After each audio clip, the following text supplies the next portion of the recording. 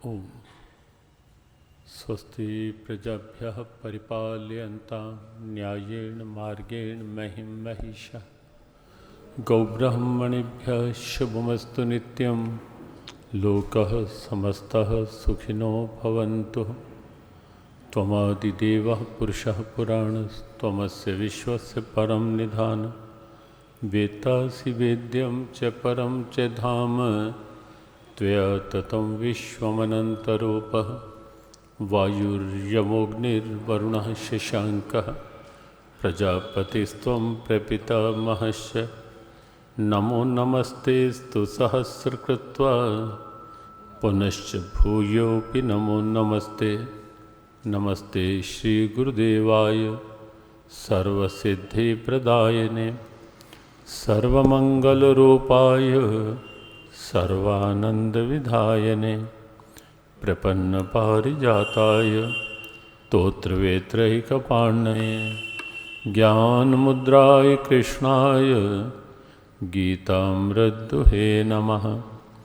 वसुदेवसुतं देवं कंसचाणूरमर्दनं देवकी परमानन्दं कृष्णं वन्दे जगद्गुरुं श्रीकृष्णं वन्दे जगद्गुरुम्।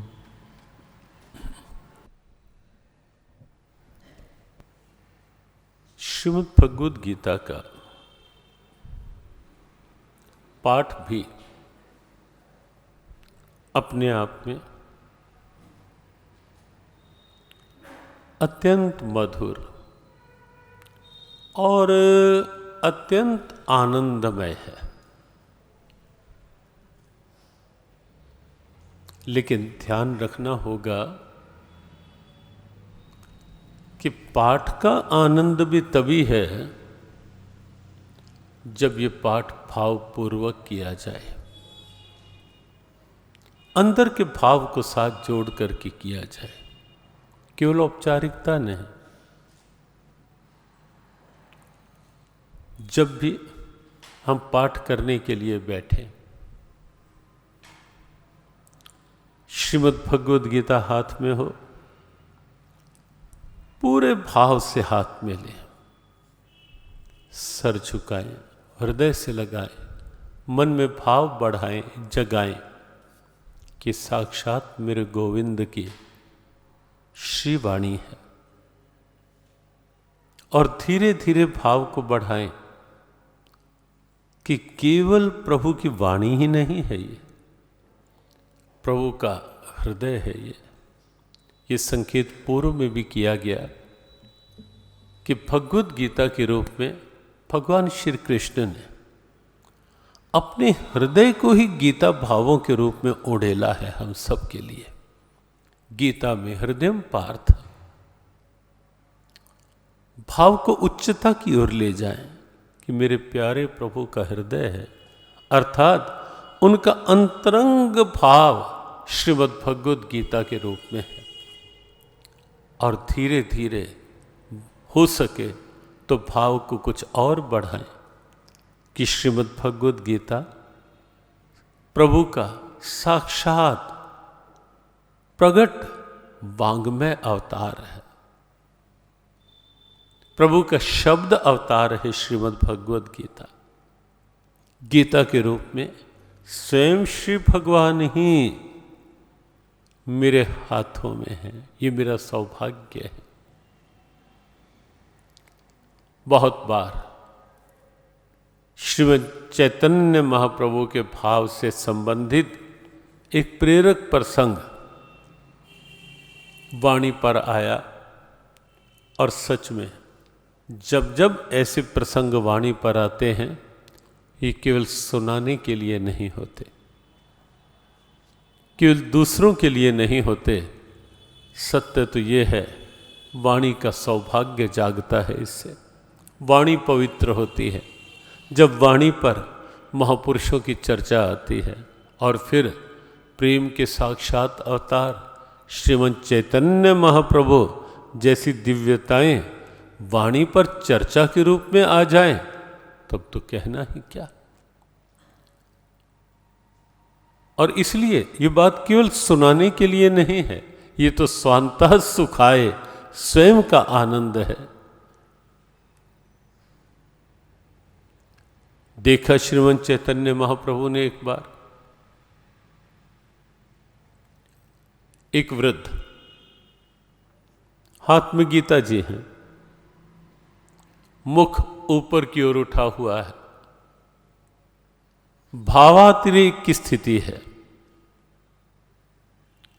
आंखें भीगी हुई हैं, कहीं पुलक, कहीं रोमांच, कहीं कंपन, ये सब कुछ श्रीमन चैतन्य महाप्रभु ने देखा और देखते ही पहचानते देर नहीं लगी, लगती भी क्यों और कैसे, और वह भी साक्षात प्रेम के अवतार सामने हो तो उन्हें कहां देरी लगेगी। ये पहचान करने में कि किसी के अंदर का प्रेम यदि रंचक भी प्रकट है तो वहां से छिपा भी कैसे रह सकता है। और श्रीमन चैतन्य महाप्रभु जैसी दिव्यता उस प्रेम के भाव को, उस प्रकट प्रेम के भाव को प्रोत्साहित किए बिना भी कैसे रह सकते हैं। निकट गए, ध्यान से देखा, आनंदित हुए देखकर, लेकिन आश्चर्यचकित भी जब देखा भगवद गीता हाथ में है और गीता सीधी नहीं उल्टी हाथ में ले रखी है। समझ तो गए, लेकिन तो भी पूछ लिया, बाबा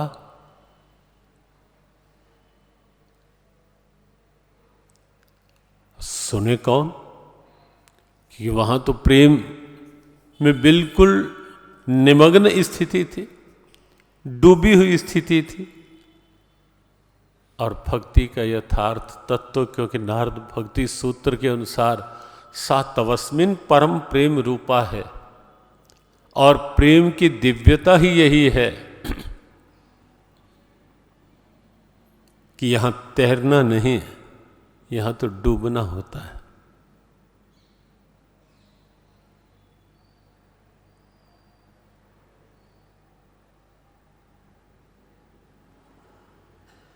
और जब डूबना होता है तो सुने कौन?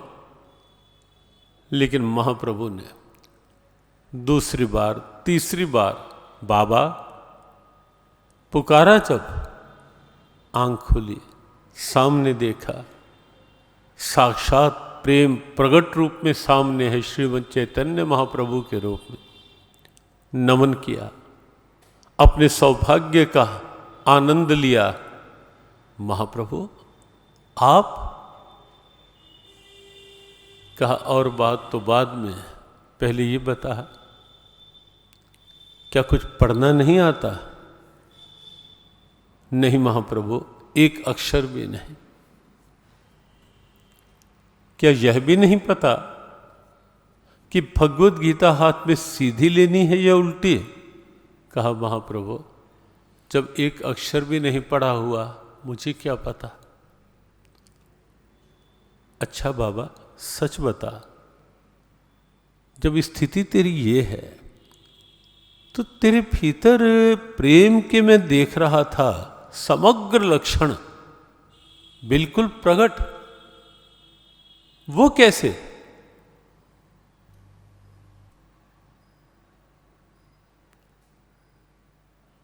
उस व्यक्ति ने कहा, महाप्रभु मैं तो ये भी नहीं जानता कि प्रेम के लक्षण कौन से होते हैं। मैंने कभी नहीं पढ़ा महाप्रभु कि प्रेम के लक्षण होते कौन कौन से हैं, इसलिए मुझे नहीं पता कि क्या प्रकट है क्या अप्रगट है, वो तो आप ही जानो।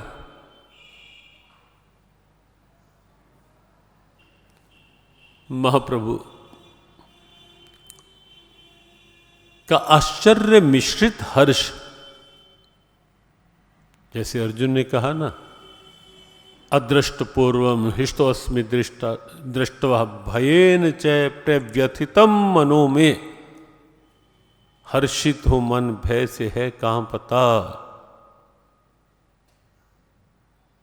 मिश्रित स्वभाव, हर्ष भी है, भय भी है, आश्चर्य भी है। महाप्रभु को कुछ आश्चर्य मिश्रित हर्ष। कहा बाबा ये अवस्था कैसे बनी तेरी? उस व्यक्ति ने कहा महाप्रभु मुझे कुछ नहीं पता, मुझे तो केवल एक बात का एहसास है कि जब ये भगवद गीता हाथ में होती है ना, उस समय मेरे मन में एक भाव हिलोर लेने लगता है कि पुस्तक नहीं, स्वयं साक्षात गोविंद ही इस रूप में मेरे हाथों में। और अब देखें भाव का क्या प्रभाव होता है, कितना अद्भुत प्रभाव भाव के अंदर छिपा है, केवल भाव में। और इसीलिए ये बात कई बार कही गई कि विधि रहित भाव प्रभु स्वीकार कर सकते हैं, कर लेते हैं, लेकिन भाव रहित विधि का उनके यहां कोई स्थान नहीं है। उनकी पहुंच तक की बात। हां, विधि का, विधान का स्थान अपना है, सम्मान भी है विधि विधान का, निस्संदेह, निश्चित रूप से विधि विधान का सम्मान है, स्थान भी है, होना भी चाहिए। लेकिन भगवान तक पहुंच केवल भाव की है, और वो भाव विधि के साथ मिला हुआ होगा तो अच्छा, और विधि नहीं भी होगी लेकिन भाव निष्कपट है, निश्चल है, समर्पित है, संकल्पित है, तो प्रभु स्वीकार कर लेते हैं। महाप्रभु जब भगवद गीता हाथ में होती है ना, बस मैं तो एक ही बात जानता हूं, कुछ और नहीं, कि जैसे साक्षात प्रभु इस रूप में मेरे हाथों में है।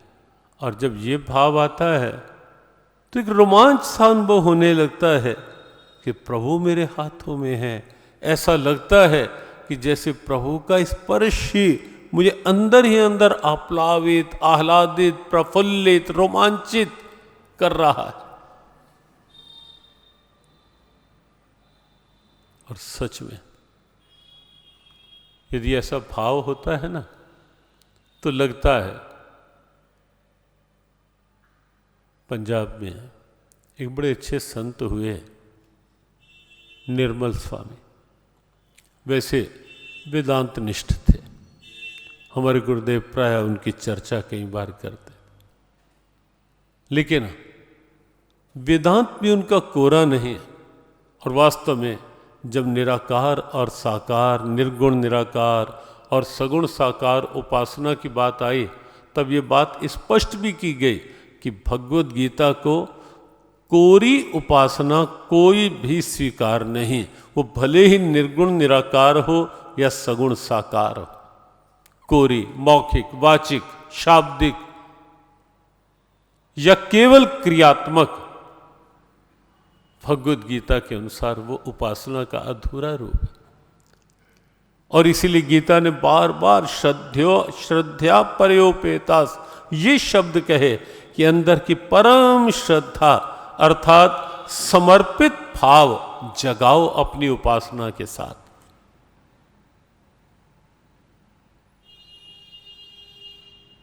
बात चल रही थी निर्मल स्वामी, उनकी कुछ काव्य पंक्तियों में कुछ उन्होंने बातें कही, और एक जगह वो कहते हैं कि दिल में समा रहे हो तुम, रूह पे छा रहे हो तुम, और कभी कभी सरसराती है जब भी हवा, लगता है आ रहे हो तुम।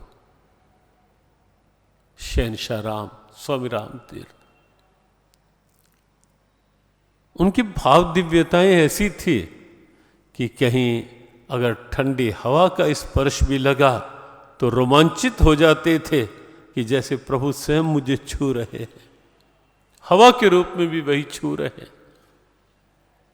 सूर्य का प्रकाश देखा तो लगा कि जैसे उन्हीं का प्रकाश सीधा सीधा मेरे भीतर प्रवेश कर रहा है। बादलों को देखा तो लगा उन्हीं का वर्ण है, उन्हीं का रंग है। भाव की बातें हैं।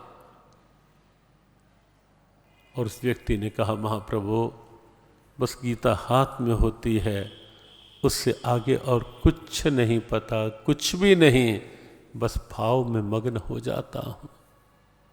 तो भगवद गीता का पाठ करते हुए पहले ये भाव बना लें, बहुत आनंद आएगा।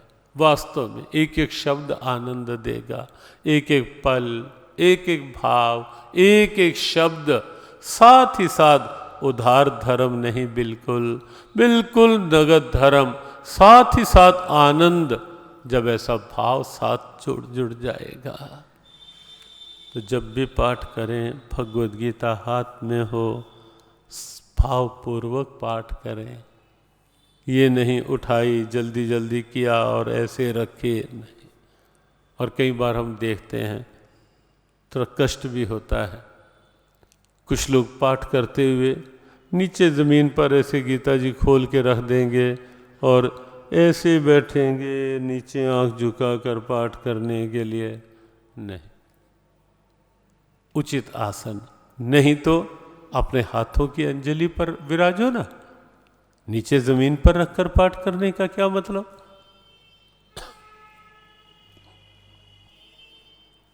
और हम सबको कहते भी हैं कि जब भी कोई दिखे कोई ऐसा कर रहा है, झट से प्रेम पूर्वक विनम्रता पूर्वक उसे समझाओ, ये साक्षात प्रभु की वाणी है, ऐसा नहीं करो भाई। हृदय का भाव जगाओ। और कभी भी पाठ करते हुए पृष्ठ को पलटना है तो कभी भी मुख में उंगली लगा करके नहीं। कुछ चीजें हैं जो थोड़ा थोड़ा स्मृति में ध्यान में ले लेंगे, लाभ और बढ़ जाएगा और कहीं होने वाले जो अपराध होते हैं उससे बच पाएंगे। भावपूर्वक पाठ करें। गीता जी के पाठ में अद्भुत आनंद है।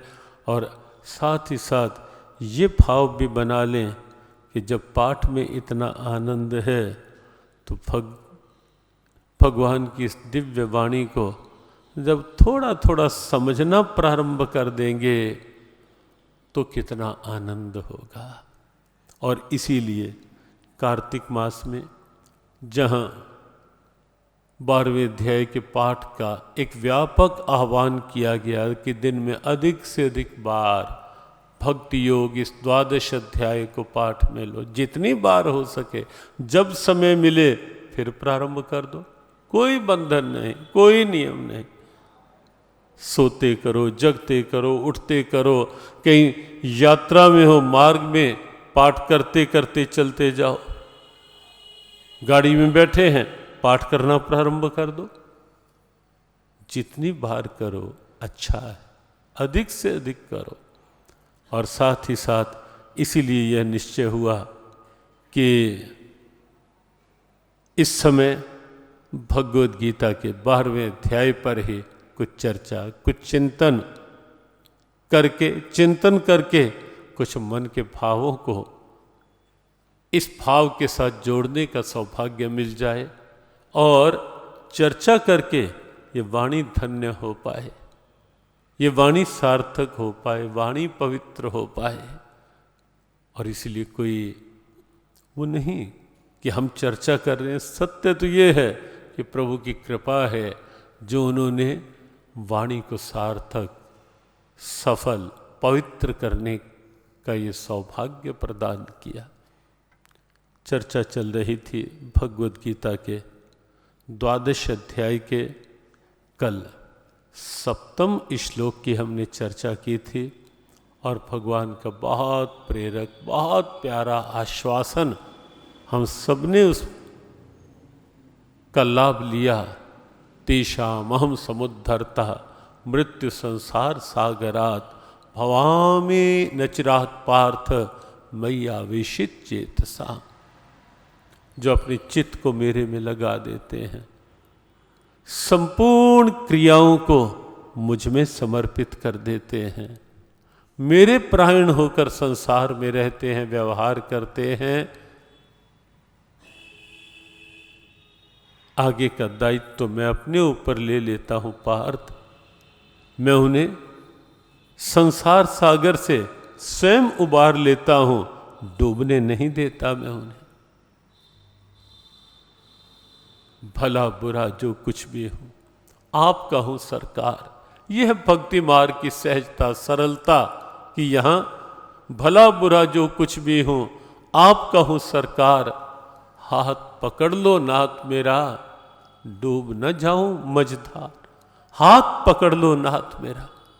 और सच में वो तो हाथ पकड़ने को तैयार ही हैं, तत्पर ही हैं।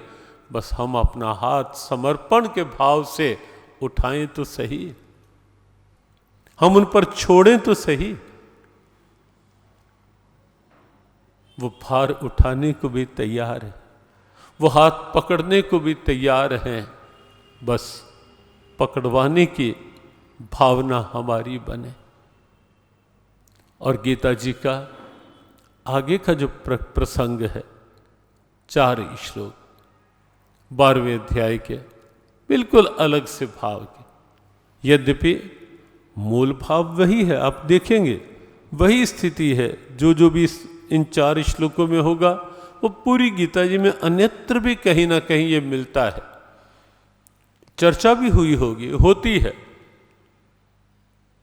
और ये भी निश्चित है कि भगवद गीता में कुछ ऐसे भाव जो जिनकी बार बार पुनरावृत्ति भी हुई है, लेकिन उस पुनरावृत्ति को किसी भी प्रकार से पुनरुक्ति दोष नहीं माना जाएगा। कि जब कोई बात विशेष रूप से समझानी होती है, बतानी होती है, जिस बात के लिए जागृत करना ही होता है, उसको बार बार कहना वो पुनरुक्ति दोष नहीं माना जाता। और भगवद गीता के इन 4 श्लोकों में बात वही आप देखेंगे, लेकिन प्रेरणा बिल्कुल अलग। और ये 4 श्लोक क्या है? भगवान के कृपा प्राप्ति के 4 अलग अलग साधन। 8वां, 9वां, 10वां और 11वां श्लोक 12वें अध्याय का 4 अलग अलग साधन। और यह भी आपको लगेगा कि बिल्कुल जैसे कल संकेत किया था कि वात्सल्य में मां की भांति, मां जैसे ये कहे ना तो ये कर ले, ये नहीं कर सकता तो ये कर ले, ये भी नहीं कर सकता तो ये कर ले, और अगर ऐसा भी नहीं तो कम से कम इतना तो कर ही ले।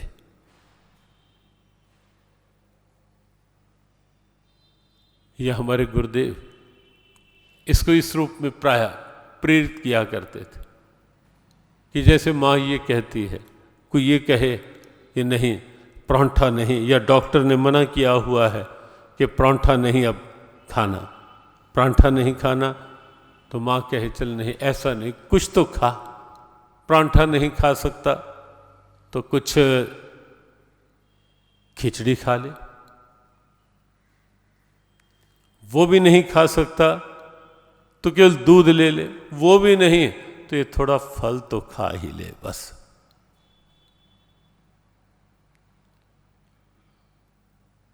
भगवान इन 4 श्लोकों में कहते हैं कि तू अपना मन बुद्धि मेरे में लगा दे पार्थ, इसमें संशय नहीं तू मुझे पा लेगा,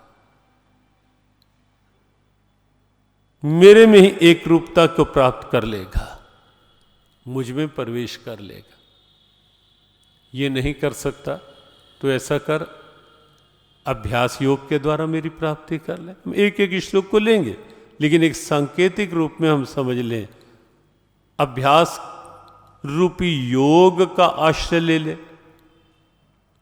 और ये भी नहीं कर सकता पार्थ तो ऐसा कर, तो जो भी कर्म कर रहा है सब कर्मों को मेरे अर्पण करता चला जा।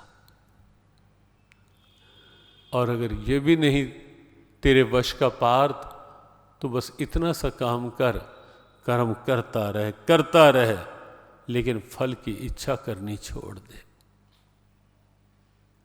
सर्व कर्म फल त्यागम तथा कुरु यतात्मवान, ये 4 साधन 4 श्लोकों में आप देखेंगे। और भक्ति का लक्ष्य क्योंकि भगवंत है, यद्यपि कहा गया और हमने अनेकों बार पढ़ा, सुना, गुनगुनाया भी, भक्ति भक्त भगवंत गुरु चतुर्नाम वपु एक, इनके पद वंदन किए नाशत विघ्न अनेक। भक्ति भक्त भगवंत, ये 3 स्थितियां जो हैं, भक्त भक्ति का आश्रय लेता है, लेकिन लक्ष्य क्या होता है? भगवंत। लक्ष्य भगवंत है। और वो प्राप्ति हो कैसे, वो अवस्था बने कैसे? भगवत गीता का यह अध्याय उस अवस्था तक ले जाने का अध्याय है। और इसीलिए यह संकेत बार बार किया जा रहा है कि गीता के अनुसार भक्ति क्रियात्मक स्थिति नहीं, क्रियावाचक नहीं, केवल शाब्दिक वाचिक मौखिक नहीं, अंदर की एक अवस्था है भक्ति। और उसका स्वरूप ये 12वें अध्याय का 8वां श्लोक, उस पर हम चर्चा करें। 1-2 मिनट के लिए भगवान नाम का आश्रय ले लेते हैं। भजो राधे गोविंद गिरिधारी, भजो राधे गोविंद गिरिधारी, भजो राधे गोविंद गिरिधारी, भजो राधे गोविंद गिरिधारी, भजो राधे गोविंद गिरिधारी, भजो राधे गोविंद गिरिधारी, भजो राधे गोविंद गिरिधारी, भजो राधे गोविंद गिरिधारी, भजो राधे गोविंद गिरिधारी, भजो राधे गोविंद गिरिधारी, भजो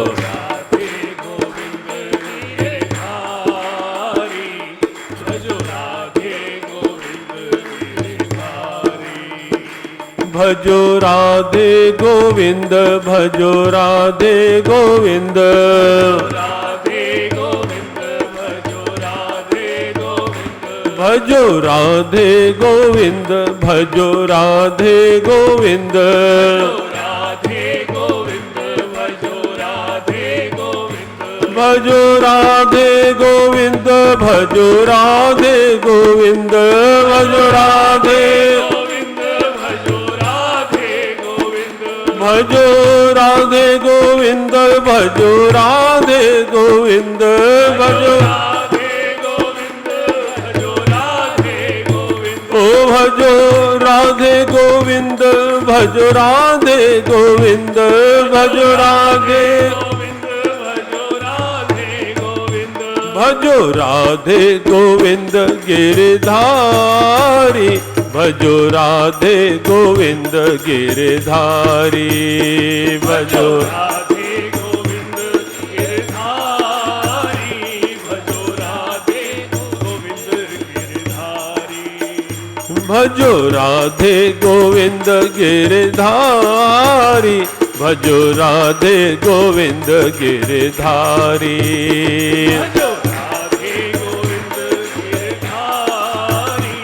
भजो राधे गोविंद गिरिधारी, भजो राधे गोविंद गिरिधारी, भजो राधे गोविंद गिरिधारी,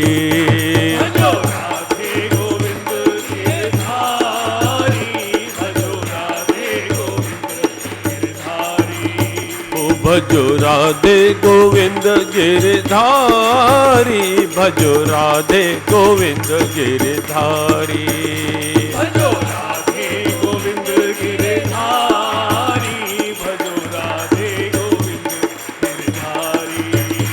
भजो राधे गोविंद गिरधारी, भजो राधे गोविंद गिरधारी। भजो राधे गोविंद गिरधारी, भजो राधे गोविंद गिरधारी। भजो राधे गोविंद, भजो राधे गोविंद, भजो राधे गोविंद, भजो राधे गोविंद, भजो राधे गोविंद, भजो राधे गोविंद, भजो राधे गोविंद, भजो राधे गोविंद, भजो राधे गोविंद, भजो राधे गोविंद, भजो राधे गोविंद, भजो राधे गोविंद, भजो राधे गोविंद।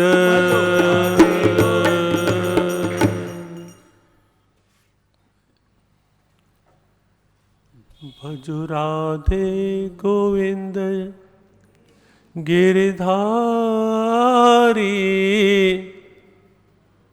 भजो राधे गोविंद गिरधारी, भजो राधे गोविंद गिरधारी, भजो राधे गोविंद गिरधारी, भजो राधे गोविंद गिरधारी, भजो राधे गोविंद गिरधारी।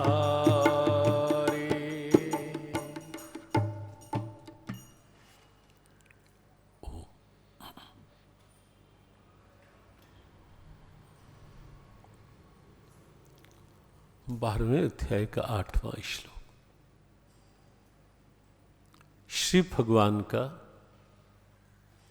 अपनी कृपा प्राप्ति हेतु स्वयं के द्वारा बतलाया गया, सुझाया गया प्रथम साधन, मय्येव मन आधत्स्व, मयि बुद्धिम निवेशय, निवसिष्यसि मय्येव अत ऊर्ध्वं न संशयः।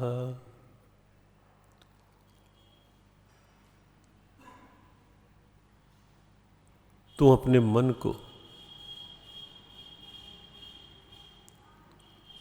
मेरे में लगा दे, अपनी बुद्धि का निवेश मेरे में कर दे। और जब ऐसा हो जाएगा कि मन और बुद्धि मुझ में निवेशित हो जाएंगे,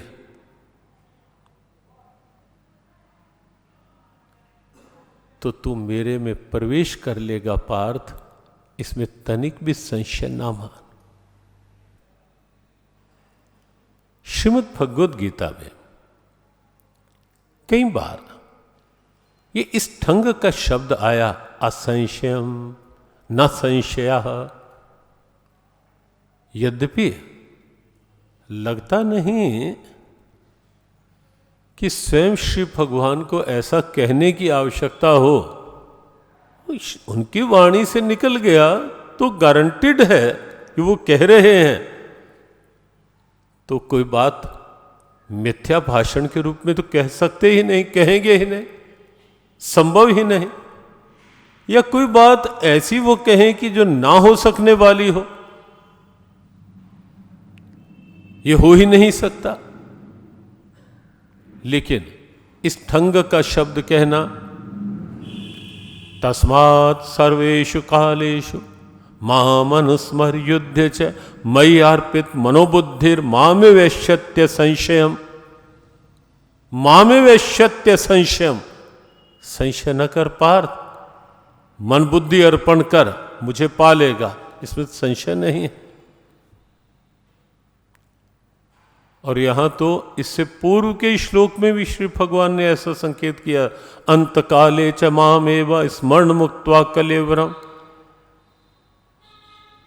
या प्रयात समद्भाव नात्र संशय। वहां भी ये बात कही कि संशय नहीं है। वस्तुतः क्या है, ये ऐसा नहीं कि श्री भगवान अपनी कोई बात ऐसी कह रहे हैं कि उनकी वाणी में कहीं कमी है या उनके शब्दों में के प्रभाव में कमी है, लेकिन हमें लगता है ऐसा कि प्रभु ये जानते हैं कि ये जो आगे साधक है, जीव है, जो सुन रहा है, जो भक्त अभी भक्ति के पथ पर बढ़ना चाह रहा है, वहां कहीं ना कहीं संशय बने रहते हैं। और झट से बात बात में ऐसा करूं, पता नहीं होगा या नहीं होगा, संशय पहले रख लेंगे। प्रार्थना करेंगे, पता नहीं भगवान सुनेंगे या नहीं सुनेंगे। हमारे से भी जब कोई आकर ये कहता है कि महाराज हम प्रार्थना तो कर रहे हैं, लेकिन क्या हमारी प्रार्थना भगवान सुनेंगे? पता नहीं, प्रार्थना करते हुए लगता है महाराज भगवान सुनेंगे या नहीं सुनेंगे। हम कहते हैं बिल्कुल नहीं सुनेंगे। और वो एक बार तो ऐसे देखने लगता है, महाराज आप क्यों ऐसा बोल रहे हो कि नहीं सुनेंगे? हम कहते हैं कि पहले ही जब संशय की दीवार तुम पहले ही खड़ी कर रहे हो कि पता नहीं भगवान सुनेंगे या नहीं सुनेंगे, संशय तो पहले ही खड़ा कर दिया, तो सुनेंगे क्यों? कैसे सुनेंगे? और ये संशय ही तो है जो प्रेम के मार्ग में कहीं ना कहीं बहुत बड़ी बाधा के रूप में खड़े रहते हैं। श्रद्धा एक पक्ष है, लेकिन संशय एक पक्ष है। और इसीलिए चतुर्थ अध्याय में जहां 39वें श्लोक में श्री भगवान ने कहा श्रद्धावान लभते ज्ञानम, वहां आगे के श्लोक में साथ ही चेतावनी दे दी, संशयात्मा विनश्यति।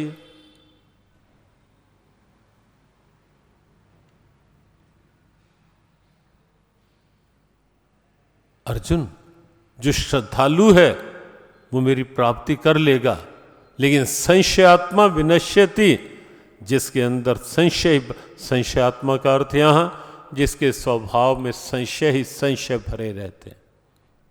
हर समय जब देखो कोई संशय लेकर बैठे हो, जब देखो कोई शिकायत लेकर बैठे हो, जब देखो कोई शिकवा लेकर बैठे होंगे।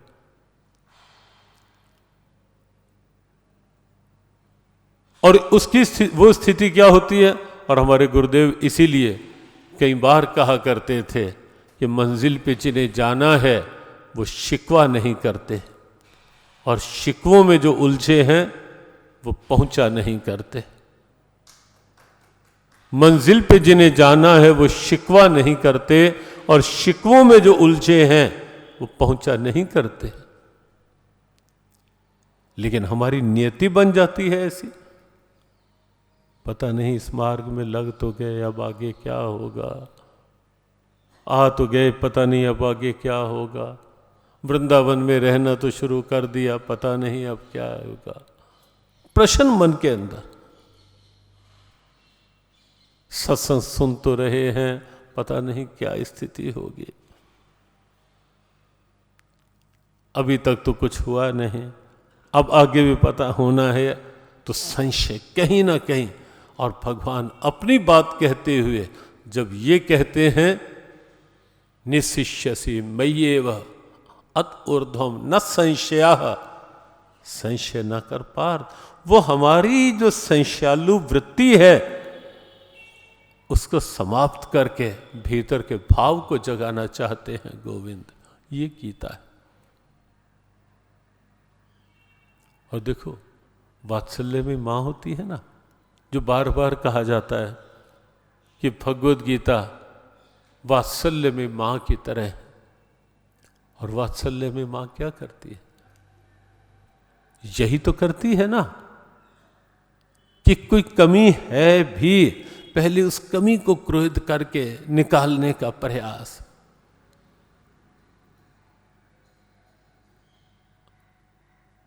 और यहां भगवान उसी रूप में कि दी हुई दवा ठीक काम कर जाए, पिलाया हुआ दूध ठीक काम कर जाए, ये दुग्धामृत गीता का, ये वचनामृत गीता के ठीक काम कर जाएं, इसलिए न संशय। अर्जुन तो पहले ये निश्चित कर ले कि संशय नहीं कर, जो मैं कह रहा हूं मेरे इन वचनों पर तुम पूरा विश्वास रख, पूरी श्रद्धा बना करके, निश्चय करके इस पथ पर बढ़ने का प्रयास कर। ऐसा करने का मन बना। मय्येव मन आधत्स्व। और यहां एक और बात, केवल मई नहीं कहा, मई मन आधत्स्व, मई एव मन आधत्स्व, अर्थात मेरे में ही मन लगा। ये गोविंद है, अधूरी चीज इन्हें स्वीकार नहीं है। ये नहीं कि मन कुछ मेरे में लगा और कुछ कहीं और लगाता रहे, ऐसा नहीं गोविंद चाहते।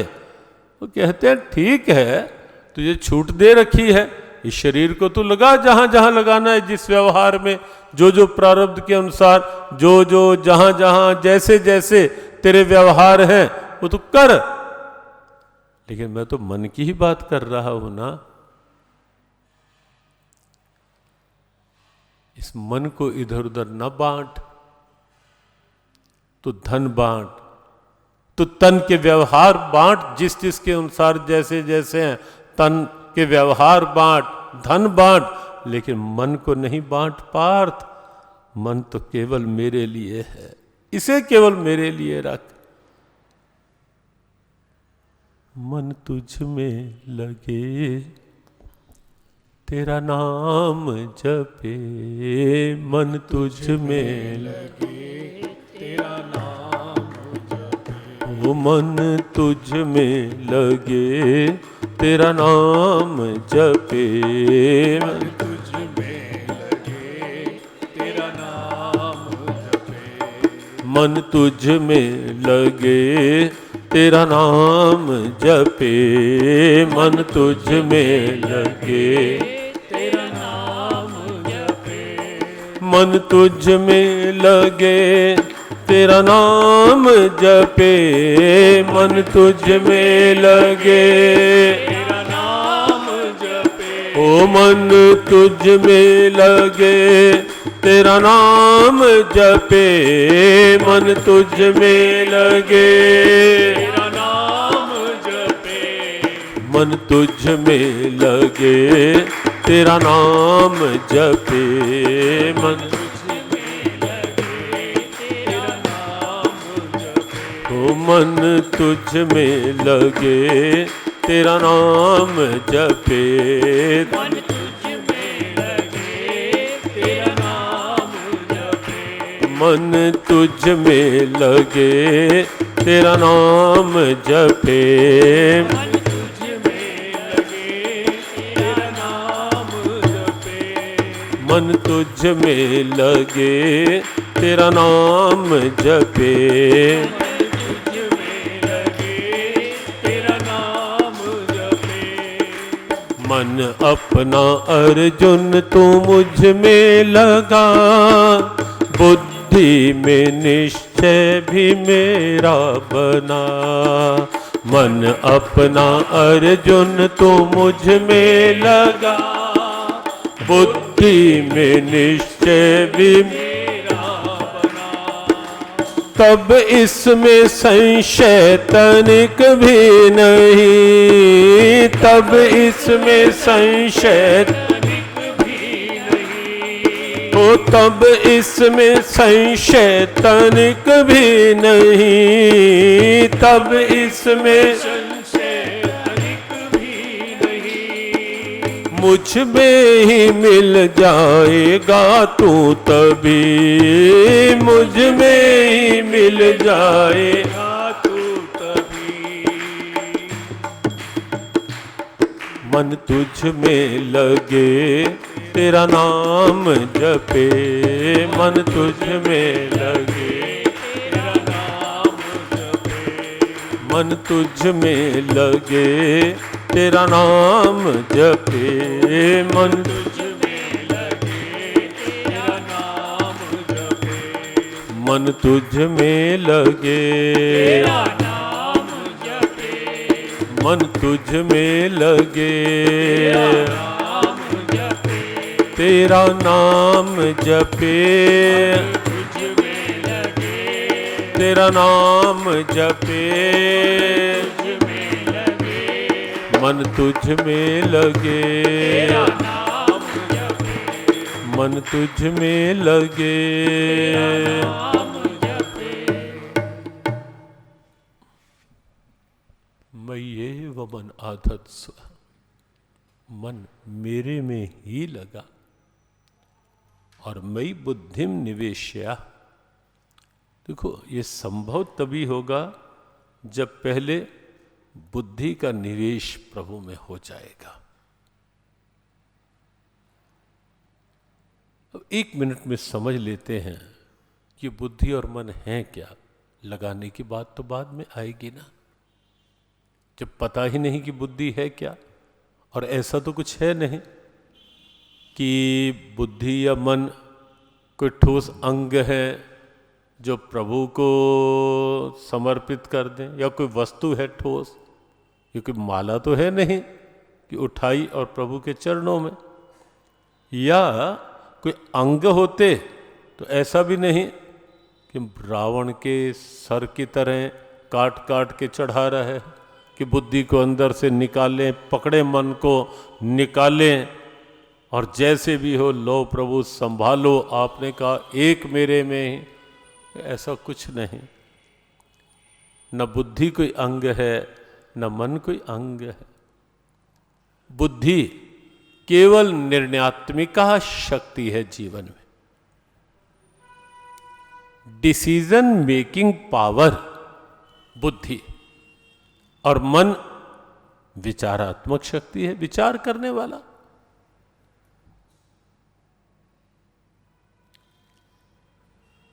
और कोई डॉक्टर सोचे कि मैं सर्जरी करके बुद्धि दिखा दूं, भी ये बुद्धि है तुम्हारी, बिल्कुल भी किसी डॉक्टरी इक्विपमेंट में नहीं आने वाला। और कोई ये कहे कि डॉक्टर के पास जाकर कि मेरे मन में बहुत टेंशन भरी हुई है, डॉक्टर साहब कोई ऑपरेट करके निकाल दो बाहर, किसी डॉक्टर के वश का ही नहीं, किसी उपकरण में आ ही नहीं सकता। बुद्धि निर्णय करने वाली क्षमता और मन विचार करने वाला। बुद्धि को प्रभु में निवेशित करने का अभिप्राय एक ही कि निर्णय एक कर लो बस। ये जीवन मिला है आपसे और ये जीवन मिला है केवल आपके लिए, बस निर्णय एक। और सब यहां के व्यवहार, यहां से यहां तक, यहां के लिए।